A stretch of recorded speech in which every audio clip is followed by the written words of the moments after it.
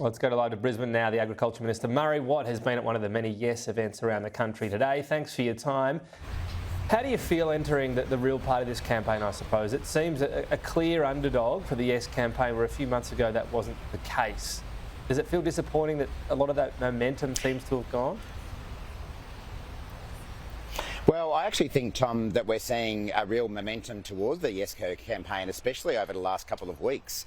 We've just had an event here on the banks of the Brisbane River, which was organised at 24 hours notice, and well over 100 people turned up to send their support. And I met people who've never volunteered in any campaign before, aren't members of any political party, all sorts of people voting different ways who are coming together for this cause. And that's really what it's about. This is a potential to unite the country. In Queensland, we know it's going to be a difficult challenge. We know what the polls are saying, but I feel very optimistic about our chances in Queensland. And of course, as you say, it's not just about winning each individual state, it's also about making sure that we win the national vote. So based on what I've seen here in the last hour, I'm feeling very optimistic as the starter's gun gets fired. All right, so it's August 30, you're saying hand on heart you think Queenslanders will support a Voice at the referendum?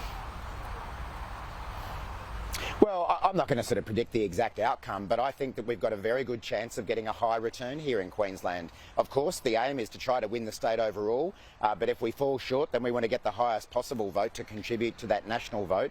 But look, I think that people are starting to see through some of the negativity and the scare campaigns coming from the No campaign. Even that prelude there you just had from Warren Mundine, he's saying it's Albo's idea. That is just a straight-out lie. This is an idea that was originated by Indigenous people, 250 people who went to Uluru and put together the Uluru Statement from the Heart that the Prime Minister embraced and that many thousands of Australians have embraced. So there's a lie just on day one of the campaign. So, and I think that, you know, they've really over-egged the No campaign with all the scare campaigns, claiming it's going to affect everything from parking tickets to the colour of your hair will be the next thing. The Yes campaign is being very positive, focusing on what this is really about, which is recognising our Indigenous people in our Constitution, listening to them so that we can get better results. And I think that's what the majority of Australians want to see happen. Warren Mundine was saying, you know, for years they fought for equality to be considered in the same breadth, the same area, not have any division, and the Voice would effectively separate Indigenous Australians in the way they had this voiced. Does he have some reasoning there that there's a sort of separation, if you like, because it's treating Indigenous Australians as a separate issue and needing a separate voice? No, I don't think so, Tom. And let's not forget that what the Voice's role will be is to provide advice to government. Governments will still make decisions, parliaments will still make decisions, but this is about receiving the best possible advice that we can so that we can deliver equal rights to Indigenous people. The fact is that in 2023, we still have an 8-year gap in the life expectancy between Indigenous people and non-Indigenous people in our country. And I don't think that's anything that anyone in our country feels proud of. But the reality is that with the best intentions from different governments, from different political sides, we haven't managed to close those gaps and we haven't managed to deliver those kind of equal rights. And this is our opportunity to do so. This is our opportunity for everyone to have a say on this model, for our Indigenous people to be able to give advice to government, because we know that governments make better decisions when they actually listen to the people that they affect. So really, the No campaign is basically saying that nothing should change and that we should stick with the model that has delivered that kind of failure for years to come. I think it's time for a change. I think it's time to fix this broken system, and we want to see better results and better value for money. We all acknowledge that a lot of money is spent on Indigenous health services, Indigenous housing, and we still have these issues. This is a chance to fix it. When the Uluru Statement from the Heart was formalised in 2017, Malcolm Turnbull was Prime Minister. He didn't want to go ahead with it. He said it could be viewed as a third chamber. How much did he undermine the argument? When he's supporting the Voice today, do you sort of say, that's great, I wish you did back then?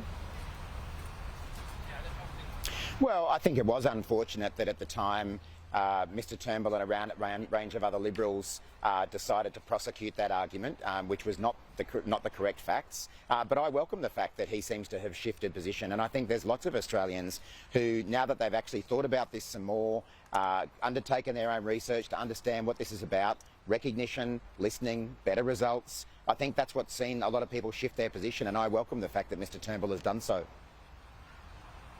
you welcome it, but I mean, he's saying it now and campaigning in a T-shirt.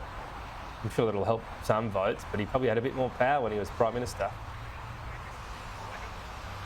Oh, sure. I mean, obviously this is something that would have been great to see happen in years gone by, but the point is that we now have the opportunity. This is a once-in-a-generation opportunity to listen to our Indigenous people, to get better results, and I really hope that Australians take the opportunity.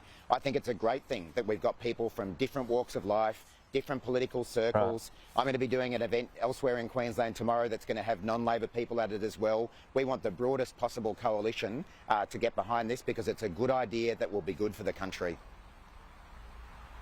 If the voice does fail, do you think the option of legislating it, not putting it in the Constitution but legislating it, is on the table, or would that go against the will of Australians? Well, we've been saying all along that we're just focused on winning this campaign and constitutionally enshrining the voice. And as the Prime Minister and indeed those who came up with the idea in the first place through the Uluru Statement have said, it is important to have this constitutionally enshrined so that a future government can't take it away if they want to.